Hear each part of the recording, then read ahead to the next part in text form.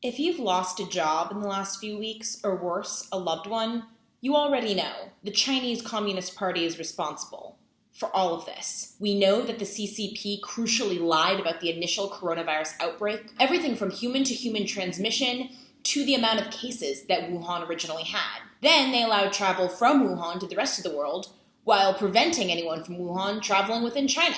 We also know that the US government is now investigating whether the bat-borne coronavirus actually emerged from a seafood wet market that did not in fact sell bats and that patient zero had no connection to. It's now fully possible that it emerged from the Wuhan Institute of Virology. We do already know that members of the US government already sent cables to the State Department warning that the CCP was conducting irresponsible manipulation and experimentation on novel coronaviruses. So now it's possible that there was a very expensive cover-up by the CCP. Naturally, President Trump has led the charge against the CCP, and wisely, Joe Biden has followed suit. But the real question is, why won't the rest of the Democratic Party? The rest of the country may be totally split over how good of a job Trump has done over the fallout of the coronavirus. Sure, that's just politics.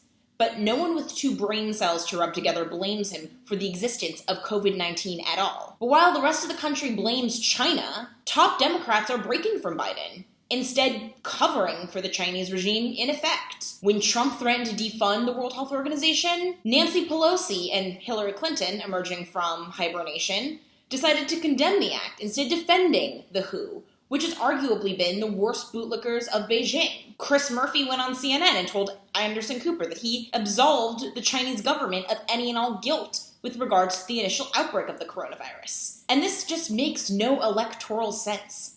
3 years ago, public opinion was nearly split 50-50 on China. Now, Pew Research found that 2 out of every 3 people in the United States has a negative opinion of the Chinese government, with just 1 in 4 reporting a favorable one. And even before the coronavirus outbreak, Americans were surprisingly united in their disdain for the regime. In January, Morning Consult conducted a poll, finding that the majority of registered voters, Democrats and Republicans alike, consider China either unfriendly or outright an enemy to the United States. What's more, voters disapproving of Trump in that Morning Consult poll were actually less likely to consider China an ally or a friend, meaning that the Democratic Party is even out of touch with their own constituents. Consider, according to that Pew poll 3 years ago, just 41% of Democrats and Democratic-leaning voters consider China an enemy. But now, 62% have a negative view of China.